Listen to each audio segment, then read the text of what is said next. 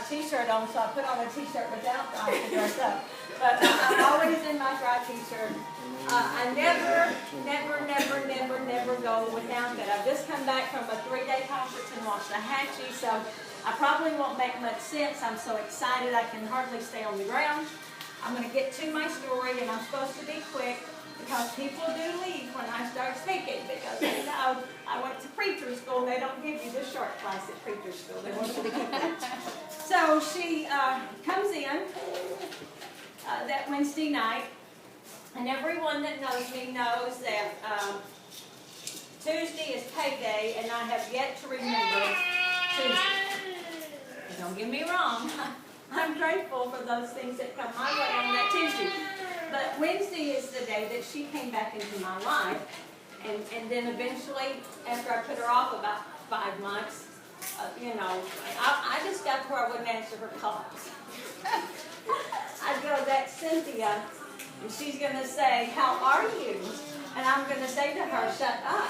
I know what you're doing. Don't say that to me. Well, how's your dad? I said, don't say that either. I know what that means too. I was not nice. But in '79, I had a snow skiing accident, ripped up my right knee. I lost the ligaments from each other, from the bone. So it was a massive reconstructive deal. And then in '80, they opened that same place back up, went back in and did some stuff. And then in the '90s, I had about 6, 7 scopes on both knees, and then in 2006, 10, and 12, I had 3 knee replacements. No, I don't have 3 legs. Smart aleck people out there always go, you don't have the 2 legs. So they had to redo the right one. So since '79, my knees had not known anything but pain. And I wore shoes tonight to show you. That's why I didn't wear boots. That's all I could wear since '79. If I altered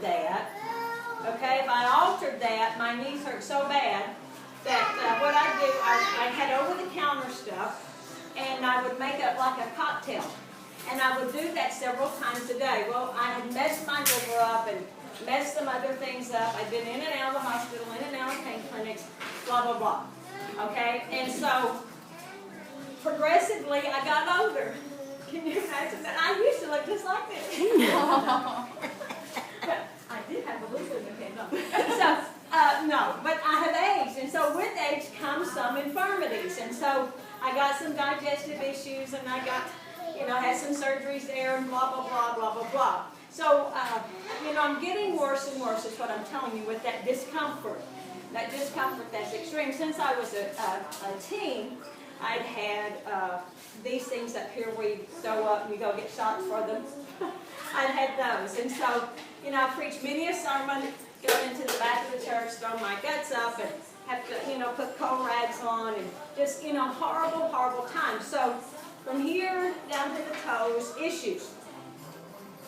So, this woman comes back into my life, and what is wrong with us? I just want someone to clarify that for me tonight. I love her. I love her daughter. I love Barbara, which I'm going to introduce in just a moment.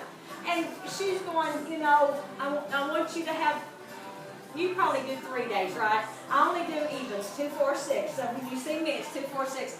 And whatever she gave me, and I'm like, get out of my face. What's wrong with us? Why would I say to a friend who only wanted to help me, see the hand, read the hand, speak to the hand. Why would I resist her? I'm going to tell you why. We think we're God. We think we know what will work and what won't work. Well, I had one of those people down at the conference this week. By the way, we signed up about 80 people. White girl can't dance, but that's my version of it right there. And so, we had a 91-year-old man. 91. Driving, came by our drive booth, had lost 45 pounds. He was in high gear, just like that. So we had a time. So we think we're God. The lady on the end is Barbara. Barbara, and I used to walk through her yard when we went to the same school. We're not quite the same age, but we're close. And I would pick pomegranates from their tree on the way to the bus, 3 foot of snow. Well, actually, it wasn't about. We're supposed to say that. So we grew up. I had never intended to speak to her. Her house is here. My house is here. I never intended to tell Barbara anything about her. I feel good in the first 2 hours after I finally felt guilty, and that's why I started. Sorry, that was a little speak. I felt guilty. I thought, well, she is a friend, and you are being really rude. I mean, I knew I was being that, but I didn't care. I wasn't going to take the stuff. I couldn't afford it. So, in 2 hours, my knees felt like air. Air. 79, 89, 99, 2009, 2014. Air. Air. I had not felt no discomfort down there since 79. When they bundled me up in that thing and the ski patrol took me down and said, we're care flighting you to Denver. I said, that doesn't sound like fun, right? So, since that moment, when they tied my legs together with the belt, grabbed my ankles and jerked them out, I said, is this anything like having a baby? I'm not doing this. So from that moment on, that was it. So I had the concoction, I had the pain clinics, I had the this, every narcotic you can think of. In 2 hours. So I was sure she was a drug dealer at that point. So I get the phone, I pick it up, and I say, I want to know what's in this stuff, and I want to know now. My trusted friend, drug dealer. Because we do street witnessing, and I know drug dealers. I've come up on drug deals. I didn't know it at the time, but I found out later it was. I was a little naive. She's in Marsha. She is so calm.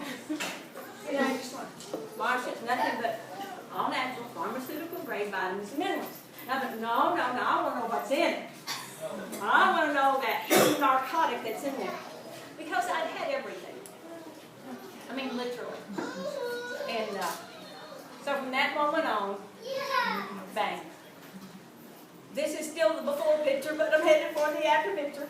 And I feel good. You can't put pretty on ugly, but I feel good. You can feel good on that. You can do that. And there's not anyone I don't want to bless. I was with 8 people before I came here. Okay, 8 people. 2 of them I had sampled just not even a month into it. I taught her kids and the other one. I picked hers up for church. I mean, I was a trusted friend. They sort of trusted me. She told me, I almost exploded. She told me, she said, Marsha, she said, I still have that. Listen to it. The 2-day sample, I still have that in my purse. Will it be any good? How much money does a 2-day sample cost? I think that's $10, right? I said, yes! That's $10! You take that product! It's my $10! I said, oh yes, it'll be just fine. I didn't think it would be, but I want her to take that. So, don't you love this product? How many are taking it? Come on. Woo, woo, woo. So I'm going to tell my neighbor back to that rabbit. And I stopped to get bread at their church bake sale because I'm headed to New Mexico because I want some people up there to get straight on drive that are not straight. And so 7 people were sampled that day. She and her husband were 2 of them.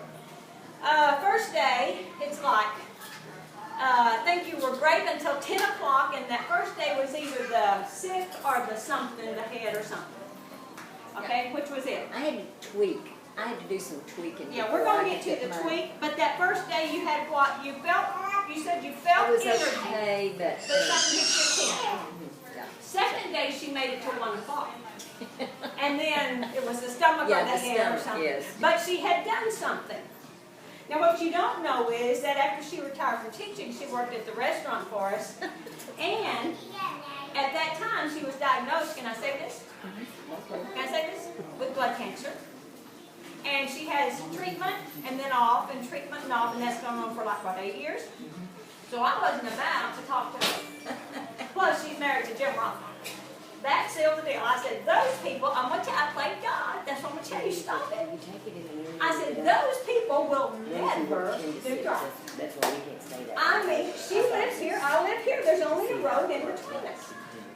I grew up with her. Those people will never take drugs. She saw me at the bake sale. She said, what are you taking? I said, I have a friend who gives me drugs. I said, try. Read my shirt. Try. So, 7 people sampled. She and her husband were 2. First day, problem meant 10. Second day, problem meant 1. Third day, she calls and says, I'm ready to order. You would take it. Holy smoky. I said, Barbara, Jim, Barbara. So we go up, we order. She goes, you know, if I order under Jim under me, I'm going to get some whatever. And I go, yeah. So I buy that order. We turn around and order for she and her husband. On the 3rd day, a woman that I'd said nothing to for almost 10 months. It's right across there. Spelled stupid. Right there. We don't know. I never intended to take this product. I cannot imagine life without it. I would never go back to life without drugs. And I'm so thankful for Barbara. So thankful to God. So thankful for the 80 people we just were with and those 8 today. Thankful for that woman because I remember Wednesday because that's when she walked into my life. Thankful that you did what you did. I don't want to play God anymore. I just want him to use me, don't you? Thank you for letting me speak.